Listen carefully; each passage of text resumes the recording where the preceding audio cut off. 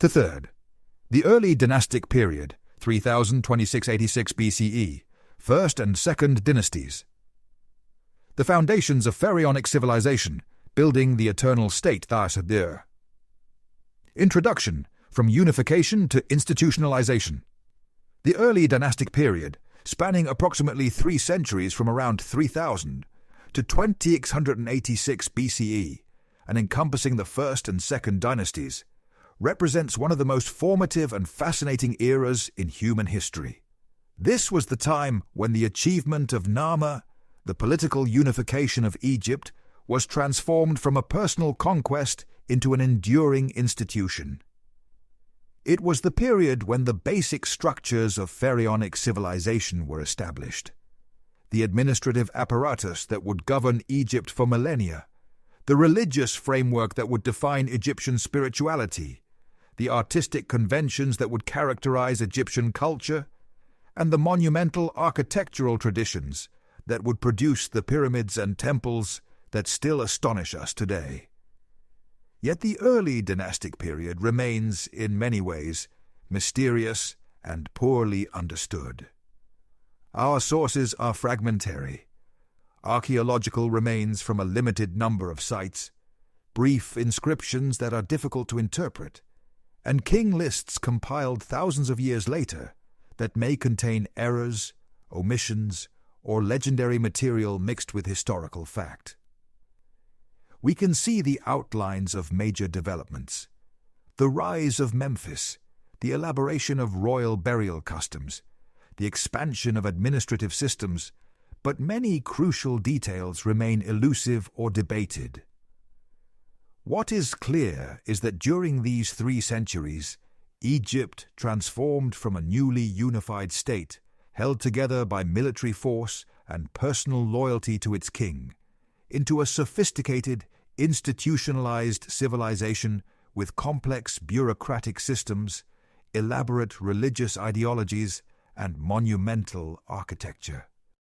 By the end of the Second Dynasty, around 2686 BCE, all the essential elements were in place for the spectacular achievements of the Old Kingdom that would follow. Memphis, the White Walls, birth of the eternal capital. The strategic vision. Why Memphis? The founding of Memphis stands as one of the most consequential urban planning decisions in human history. According to ancient Egyptian tradition preserved by the Greek historian Herodotus, writing around 440 BCE, and the Egyptian priest Manetho, circa 280 BCE, King Menes, possibly to be identified with Narmer or his immediate successor Aha, established a new capital city at the junction of Upper and Lower Egypt around 3100 BCE. The Egyptians called this city Ineb-Hej, meaning white walls, a name referring to the brilliant white limestone walls of the royal palace or the city's fortifications. The Greeks would later call it Memphis, a name derived from the Egyptian Men-Nefer, meaning enduring and beautiful, which was originally the name of a pyramid complex from the 6th dynasty, but came to designate the entire city.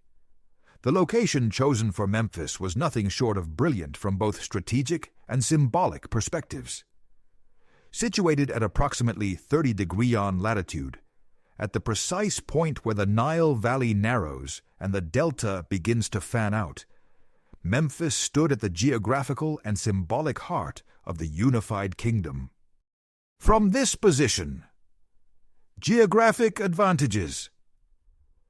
The king could control access between Upper and Lower Egypt, the 2 regions whose unification created Egypt. River traffic moving between south and north had to pass by Memphis, allowing royal control of trade and communication.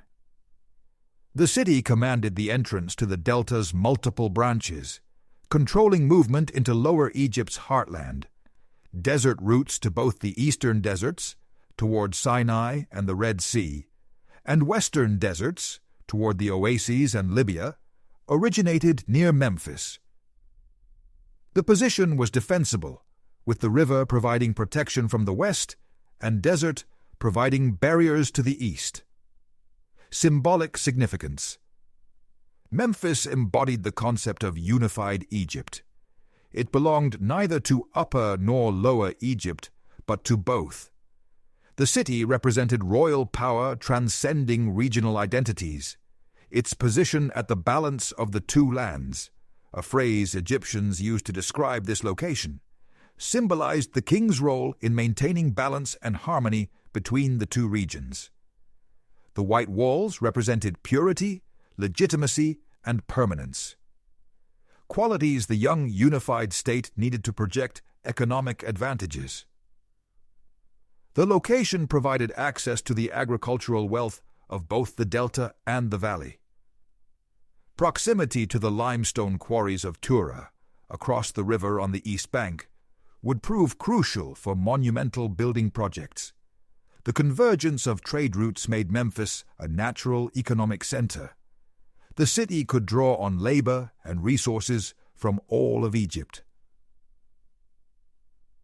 The foundation legend, diverting the Nile Herodotus, drawing on Egyptian priestly traditions during his visit to Egypt around 450 BCE, recorded a remarkable foundation story for Memphis. According to this tradition, King Menes diverted the course of the Nile itself to create the site for his new capital. The Greek historian wrote, "Menes, the first king of Egypt, protected Memphis with a dam. The river originally ran close along the sandy mountain range towards Libya, but Menes, beginning at a point about 100 furlongs south of Memphis, blocked up the old channel and diverted the river into a new one, making it flow midway between the hills. The dry bed of the ancient channel is still carefully kept by the Persians. Having thus diverted the river, Menes proceeded to build the city of Memphis on the reclaimed land." While Herodotus's account, written 2,500 years after the supposed events, must be treated cautiously, it likely preserves genuine Egyptian traditions about the city's foundation. The story emphasizes several important themes. Royal power over nature. The king who could unite Egypt could also control the Nile itself. Diverting Egypt's lifeline demonstrated extraordinary power and divine sanction. The story establishes the king as master of the one who can impose order on chaos, make dry land from water, create where nothing existed. Engineering and labor organization. Whether literally true or not, the story reflects real Egyptian capabilities in hydraulic engineering. Large-scale earth-moving projects required mobilizing and organizing thousands of workers. Such projects demonstrated the state's ability to command resources and coordinate complex operations. Permanent transformation. Unlike military conquests or political arrangements that might be reversed, changing the landscape itself created irreversible facts. The foundation of Memphis represented a permanent commitment to unity. The capital itself embodied the unified state, modern archaeological evidence. While we cannot confirm the Nile diversion story, archaeological evidence does support Memphis's establishment in the Early Dynastic Period. Pottery and other artifacts from the First Dynasty have been found in the Memphis area, particularly at the sites of Mitrahina and Saqqara. The nearby necropolis at Saqqara shows continuous use from the First Dynasty onward, indicating elite presence and probably royal residence nearby. Geomorphological studies of the Nile Valley show that the river's course has shifted over millennia. It's plausible that early dynastic engineering influenced these shifts. The pattern of settlement and monument construction in the area is consistent with Memphis serving as a major center from the First Dynasty. However, conclusive archaeological evidence for the earliest phases of Memphis itself remains elusive. The ancient city lies beneath modern agricultural land, villages, and palm groves. The water table has risen since ancient times, leaving the deepest, and therefore earliest, archaeological levels waterlogged and difficult to excavate. Millennia of continuous occupation have destroyed or buried most early dynastic remains under later construction. Despite these challenges, enough evidence exists to confirm that Memphis emerged as a major, probably the major political center during the Early Dynastic Period. The White Walls, Royal Palace and Administrative Center. The name Eneb Hedge, White Walls, referred most likely to the royal palace complex at Memphis, though it may also have described city fortifications. While the actual walls have not survived millennia of stone robbing and erosion, have erased them. We can reconstruct their probable appearance and significance from later descriptions, artistic depictions, and comparative evidence from other sites. The palace complex, the royal palace at Memphis, would have been an architectural statement of unprecedented scale and ambition. Based on artistic representations from the period and later descriptions, the complex probably included the palace proper, per AAA, Great House. A massive structure built of mud brick with elaborate architecture. Multiple courtyards, audience halls, residential quarters, and administrative offices. Walls faced with white limestone or plastered and painted white, creating the brilliant appearance that gave the city its name. Elaborate entrance gates with massive wooden doors, possibly clad in copper or bronze. Roof supported by wooden columns, possibly carved and painted. Windows at clerestory level to provide light and ventilation while maintaining a privacy and security. The complex enclosed an area of several acres, larger than any previous structure in Egypt. The throne room, the ceremonial heart of the palace, where the king received officials, heard petitions, and issued judgments. The throne itself would have been an elaborate piece of furniture, possibly with gold leaf, ivory inlay, and semi-precious stone decoration. Decorated walls showing the king in various triumphant poses, smiting enemies, receiving tribute, offering to gods. These images weren't merely decorative. They were political statements about royal power and divine sanction. The royal residence. Private quarters for the king, his family, and personal attendants. More comfortable and domestic than the public areas, but still reflecting royal status. Multiple rooms for different purposes. Sleeping, bathing, dining, recreation.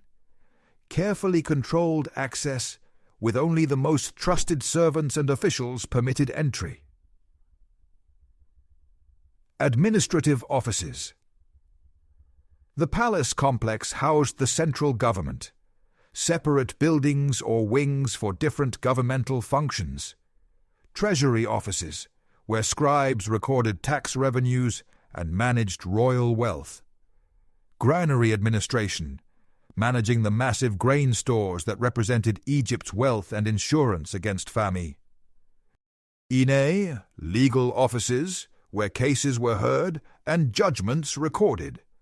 Military administration, organizing expeditions and managing Egypt's armed forces. Diplomatic offices, receiving foreign envoys and managing international relations. Construction offices, planning and coordinating building projects. Storage and workshops. Massive storerooms holding grain, other food supplies, wine, beer, textiles, raw materials. Royal workshops where skilled craftsmen produced goods for royal use and distribution. Pottery workshops producing distinctive royal pottery. Textile workshops weaving fine linen for royal use and export. Metalworking shops creating copper and gold objects. Stoneworking ateliers carving vessels and decorative objects. carpentry workshops, building furniture and architectural elements, jewelry workshops, creating prestige goods. The window of appearances. A special balcony or window where the king could appear to be seen by crowds in the courtyard below. This feature, well documented in later periods, may have originated at Memphis. The king's appearance was itself a ceremony ordinary people rarely saw the divine monarch. Public appearances reinforced the king's semi-divine status, while making him accessible enough to demonstrate he existed and ruled. Fortifications. The White Walls designation probably also referred to defensive fortifications surrounding the palace complex and perhaps the entire city. Military function. Walls provided physical security for the king and central government. Gates could be closed and defended against attack. The walls made any assault on the capital difficult and costly. They provided elevated positions for defenders to rain missiles on attackers. Symbolic function. Walls defined the boundary between sacred royal space and ordinary space. They created a visual demonstration of royal power, massive, permanent, impressive. The white color symbolized purity and divine association. Tian. The walls made the king's residence visible from great distances, constantly reminding people of his presence. Administrative function. Gates in the walls served as control points where entry could be regulated. Officials at gates could collect tolls, inspect goods, and control movement. The walls helped define administrative jurisdictions and legal boundaries. Memphis as economic center. Memphis quickly became not just Egypt's political capital, but its economic heart. The concentration of royal wealth, the presence of the administration, and the city's strategic location made it a magnet for trade, craft production, and economic activity. The royal economy. The king was Egypt's largest single economic actor, and Memphis was the center of royal economic activity. Tax collection. Agricultural surplus from throughout Egypt flowed to Memphis as taxation. Royal officials assessed land, counted cattle, measured harvests, and calculated obligations. Taxes were collected in kind grain, livestock, textiles, labor service, rather than currency, which didn't yet exist. This massive influx of goods required extensive storage facilities, administrative record-keeping, and redistribution systems. Royal workshops. The king employed hundreds or thousands of specialized craftsmen in royal workshops. These workshops produced fine pottery for elite use and export, stone vessels of exceptional quality, carved from alabaster, granite, basalt, and other hard stones, copper tools, weapons and vessels, fine linen textiles, furniture and wooden objects, jewelry and decorative objects, religious objects for temples, products served multiple purposes, direct royal use, furnishing palaces and tombs, gifts to favored officials, rewarding service and creating loyalty, diplomatic gifts, sent to foreign rulers to establish relationships, trade goods, exchanged for materials Egypt lacked, temple donations, supporting religious institutions, resource management. The royal administration managed Egypt's natural resources, organizing quarrying expeditions to extract stone for building, sending mining expeditions to Sinai for copper and turquoise, coordinating trade with Nubia for gold, ivory, ebony, and incense, managing grain reserves as insurance against poor harvests, controlling access to forests in Lebanon for cedar wood. Egypt lacked large trees. Trade and exchange. Memphis's position made it Egypt's premier trading center. Internal trade. Goods from Upper Egypt, coming downstream, met goods from the Delta, coming upstream, at Memphis. Local markets allowed people to exchange goods and services. Specialized craftsmen in the city produced goods for distribution throughout Egypt. The concentration of wealth created demand for luxury goods and services. Foreign trade. Memphis controlled Egypt's most important trade routes. The Nile itself, Egypt's highway to the south, Nubia and beyond, and north, the Mediterranean. Desert routes east to the Red Sea and Sinai. Desert routes west to the oases and Libya. Routes north into the Levant. Foreign merchants from Nubia, the Levant, possibly Mesopotamia, came to Memphis to trade. Egyptian expeditions departed from Memphis to acquire goods from distant lands.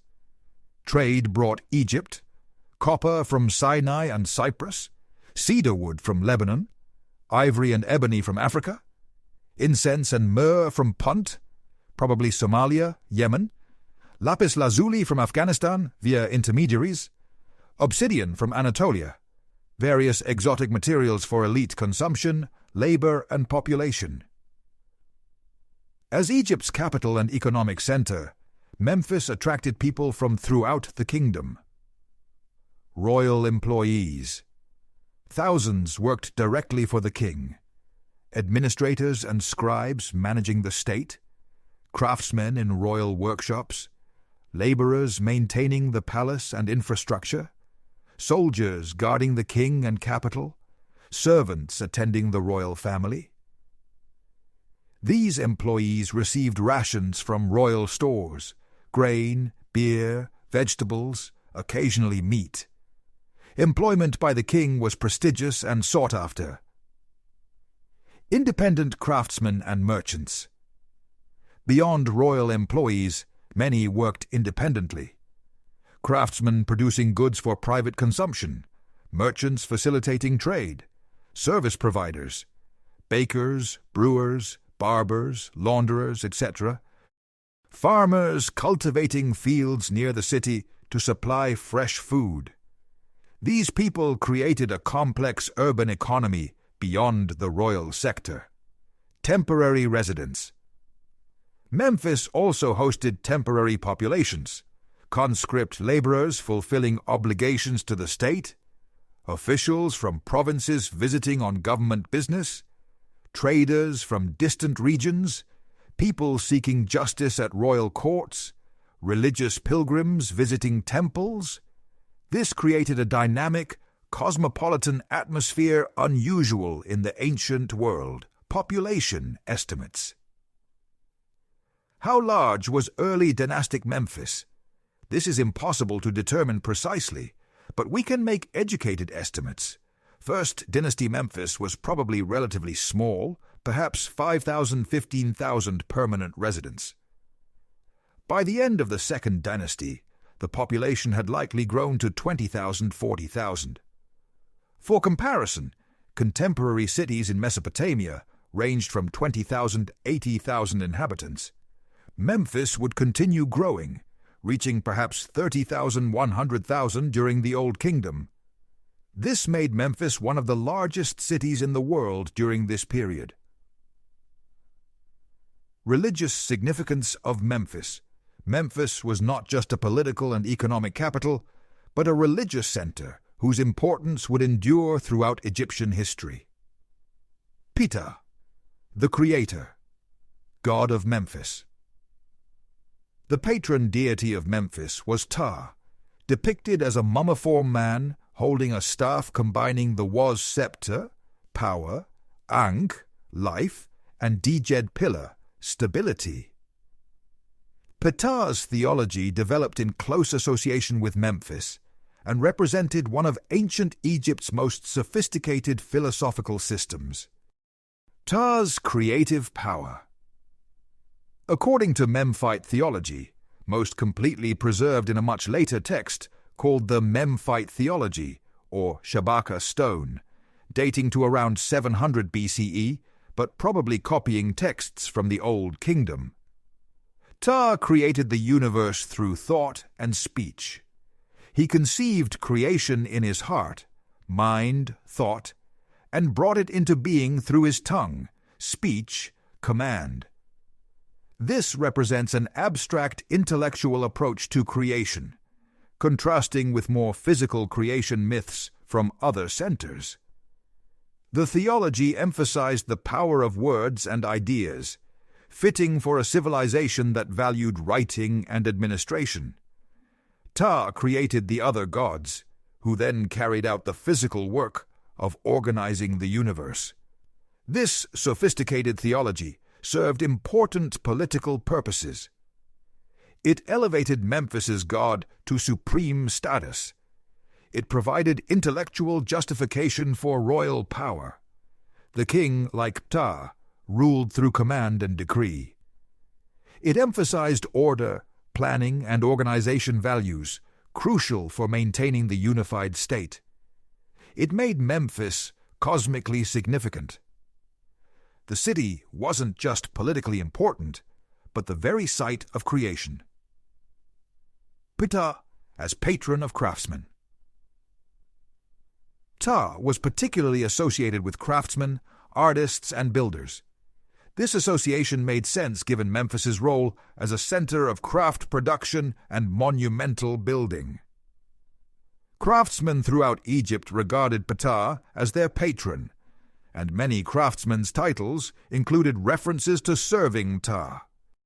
This had practical implications. Royal building projects were conducted under Ptah's auspices. Architects and builders invoked Ptah for inspiration and success. The association between god, king, and craftsman reinforced royal control of specialized production. It elevated craftwork from mere labor to divinely sanctioned creation. The Temple of Ptah.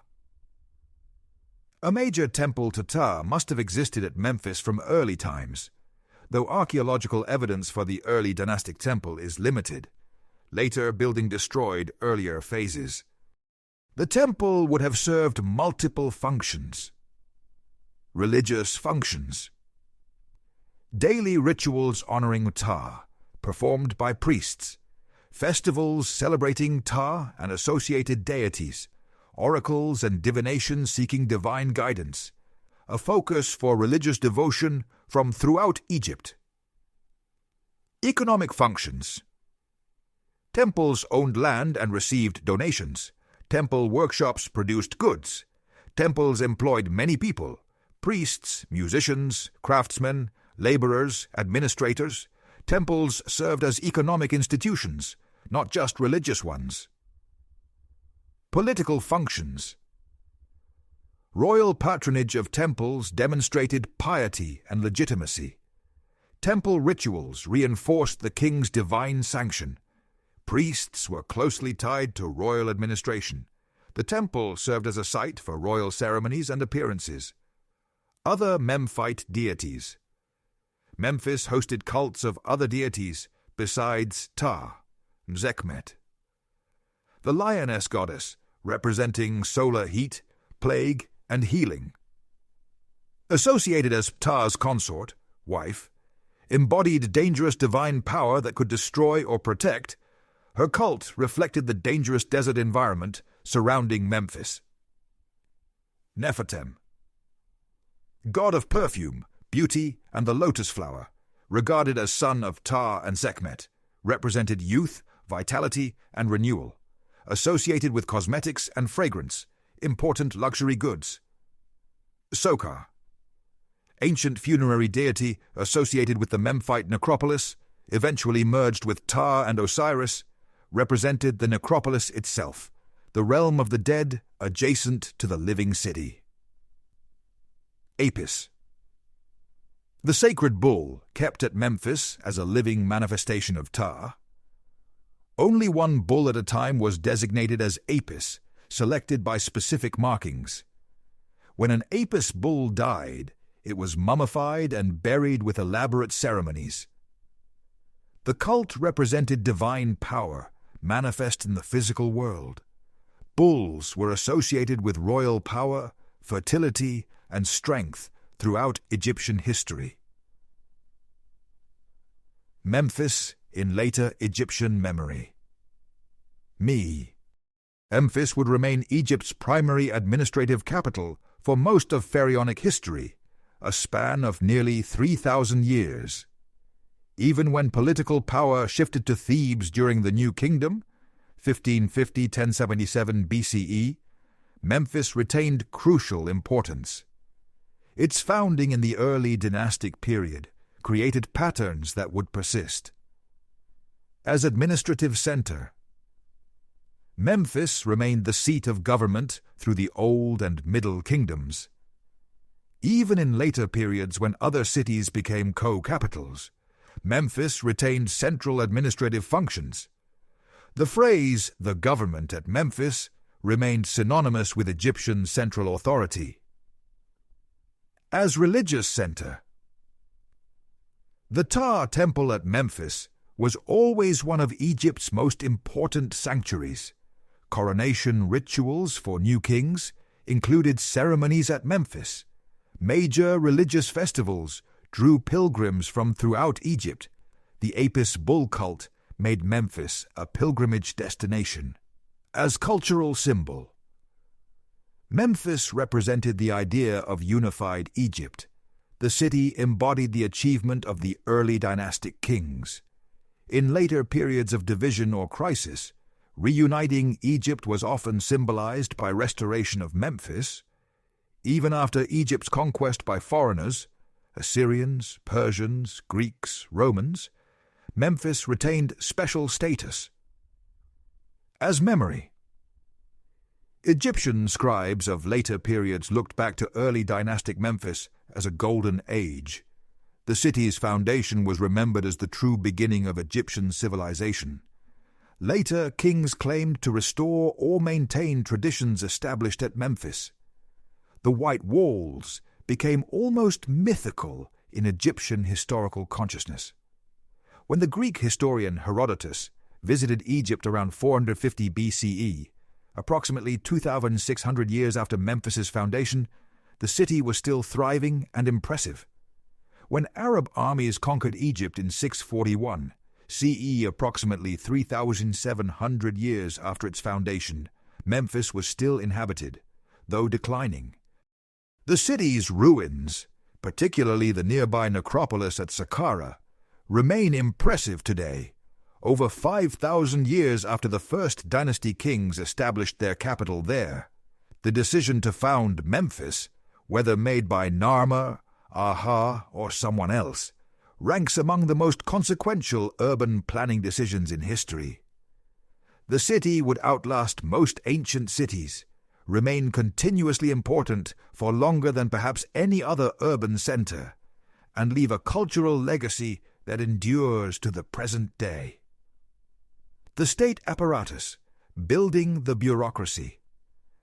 The revolution in governance. The establishment of Memphis as capital was accompanied by, indeed, required the development of complex governmental institutions. The unified Egyptian state couldn't be ruled through personal relationships and direct royal oversight alone. Egypt was too large, its economy too complex, and its administration too detailed for the king to personally manage everything. The early dynastic period saw the gradual development of specialized governmental institutions, professional administrators, and bureaucratic systems that would characterize pharaonic Egypt throughout its history. This represented a revolutionary development in human organization. While other early states in Mesopotamia were developing similar systems, Egypt's bureaucracy would prove particularly sophisticated, long-lasting, and well-documented. The civilization that would later be famous for its obsessive record-keeping, its elaborate administrative hierarchies, and its professional scribal class was establishing these traditions during the First and Second Dynasties. The Royal Court, center of power. At the heart of the Egyptian state stood the king, who in theory possessed absolute power. All authority derived from him. All land ultimately belonged to him. All officials served at his pleasure, and all decisions were made in his name. This theory of absolute monarchy would persist throughout pharaonic history, though the reality was always more complex. The king's roles. The early dynastic king fulfilled multiple interconnected roles. As military commander, the king led military expeditions, or was represented as doing so in royal propaganda. He commanded Egypt's armed forces. Military success legitimized royal power. The king personally led or authorized expeditions to Nubia, Sinai, Libya, and the Levant. Royal monuments consistently showed the king smiting enemies, reinforcing his role as warrior protector. As chief judge, the king was the ultimate source of justice. He, theoretically, could hear any legal case and override any judgment. Major cases, especially those involving elites or inter-regional disputes, were decided at the royal court. The king's word was law.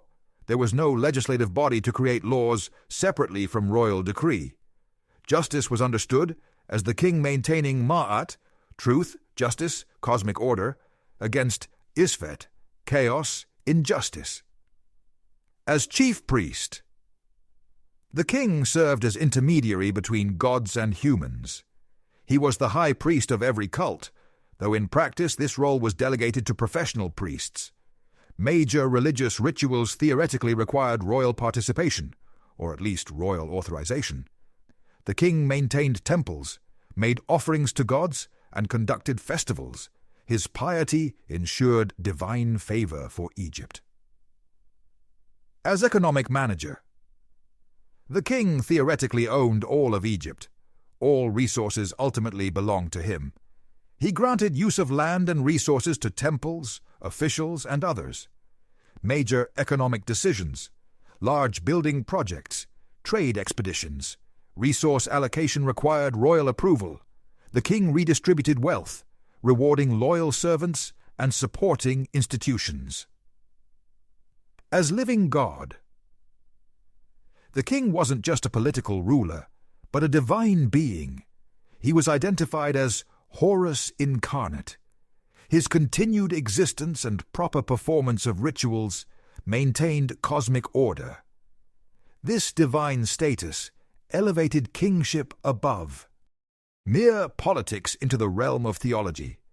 The king's person was sacred.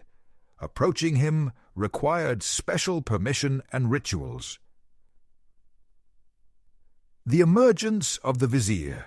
The king couldn't personally manage all governmental functions, so the most important administrative position, the vizier, Egyptian Chati, emerged during the early dynastic period, though it may not have reached its full form until the Old Kingdom. The vizier served as the king's chief minister, overseeing the entire civil administration. While evidence for the early dynastic vizier is limited, later sources describe the office's responsibilities, which probably developed from First and Second Dynasty precedents. Administrative oversight. The vizier supervised all governmental departments. He received reports from officials throughout Egypt. He coordinated different branches of government. He resolved conflicts between officials or departments. He ensured royal commands were implemented. Judicial functions. The vizier served as chief judge after the king. He heard appeals from lower courts. He advised the king on legal matters. He supervised the entire judicial system. Records were kept in his office. Economic management. The vizier oversaw tax collection. He managed grain storage and distribution. He coordinated major building projects. He supervised trade and resource extraction. He controlled access to royal wealth. Access to the king. The vizier controlled who could approach the king. He screened petitions and requests. He advised the king on decisions. He communicated royal commands to officials. He served as the king's voice in many contexts. The vizier had to be someone the king trusted absolutely, as he wielded enormous power. The position was often filled by royal relatives or individuals who had proven their loyalty through years of service. The vizier's office was located in the palace at Memphis, placing him at the physical and political center of government. Specialized governmental departments. Below the vizier, the government was organized into specialized departments, each overseeing specific aspects of administration. The Treasury, per Hedge, White House. The Treasury managed Egypt's wealth and supervised tax collection.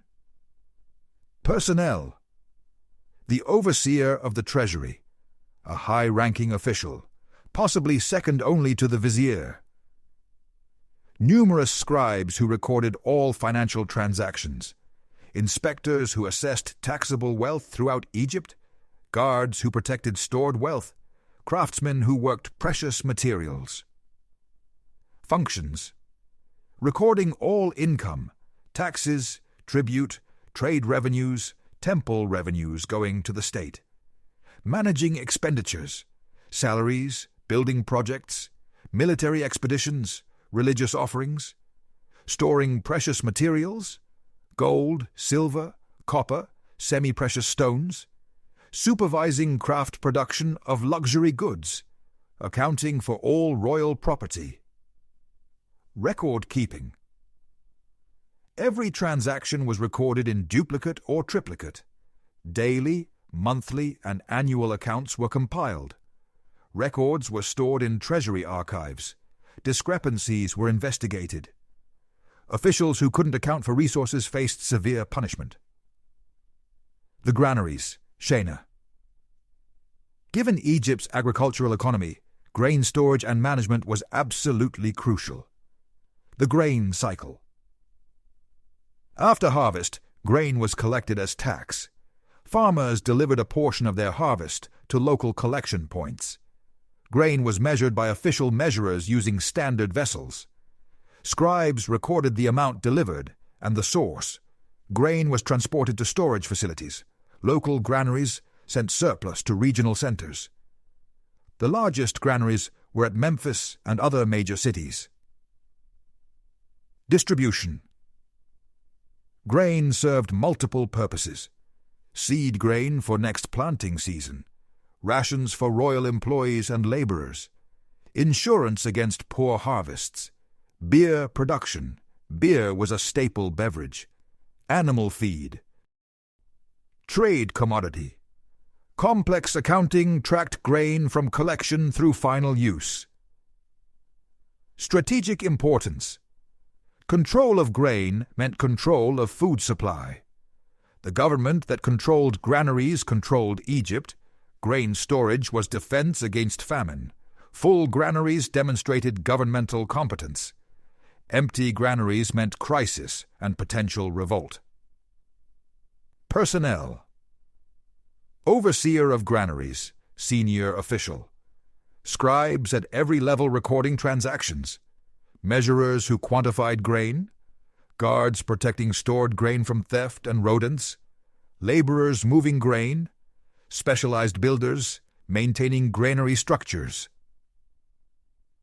The Department of Labor, DPAT. Major construction projects and other royal works required mobilizing large labor forces. Labor obligation. Egyptian males owed labor service to the state. This might involve construction work, pyramids, temples, palaces, fortifications, mining expeditions, quarrying stone, irrigation work, military service. The obligation might be several months per year. The specific requirement varied by region and period. Organization. Officials assessed how much labor each region owed. Local authorities recruited workers. Workers were organized into gangs with overseers. They received rations while working. After completing service, they returned home. Records tracked who had served and who still owed service. Management. Coordinating thousands of workers required sophisticated planning.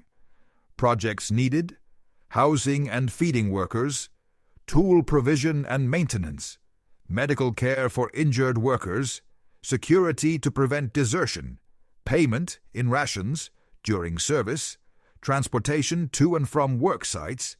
Failure to properly manage labor could result in work stoppages, desertions, or even revolts.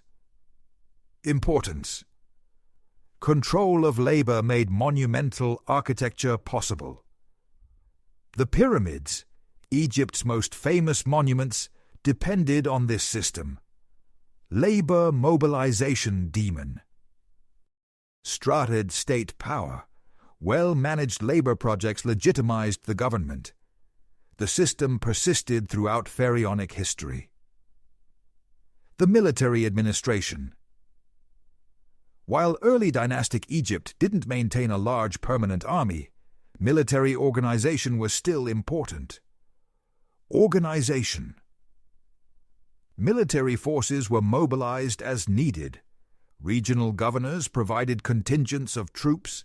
Specialized units existed for royal guard and garrison duty. Nubian mercenaries might be employed. Military expeditions required planning and coordination. Campaigns. Military expeditions to Nubia sought gold, ivory, slaves, and security. Sinai expeditions acquired copper and turquoise. Libyan campaigns secured western borders. Levantine expeditions might seek cedar wood and other goods. Each expedition required provisioning, food, water, equipment, route planning, diplomatic preparation, sometimes, medical support, arrangements for transporting booty home. Equipment. The state produced or acquired military equipment, copper weapons, spears, axes, daggers, wooden weapons, bows, arrows, clubs, shields, protective gear, leather shields, possibly some armor, transport equipment, boats, donkeys. Royal workshops produced high-quality weapons for elite troops. Standard equipment was distributed to conscript forces. Veterans. Soldiers who distinguished themselves might receive rewards, land grants, exemption from other obligations, promotion to command positions, appointment to administrative posts. Successful military commanders could rise to high positions. Military service provided social mobility. Regional administration, from local chiefs to royal officials. Before unification, Egypt consisted of independent or semi-independent territories ruled by local leaders. The unified state had to incorporate these regions into a coherent administrative system while respecting local traditions and power structures enough to avoid constant rebellion. The nome system. Egypt was divided into administrative districts called nomes, Egyptian sepat. The nome system may have originated during the Early Dynastic Period, though it reached its mature form later. Upper Egypt. Eventually divided into 22 nomes. Each nome had a capital city, a patron deity, a distinctive emblem or standard, agricultural land, desert territories for quarrying and mining. Nome boundaries often followed ancient political divisions. Lower Egypt.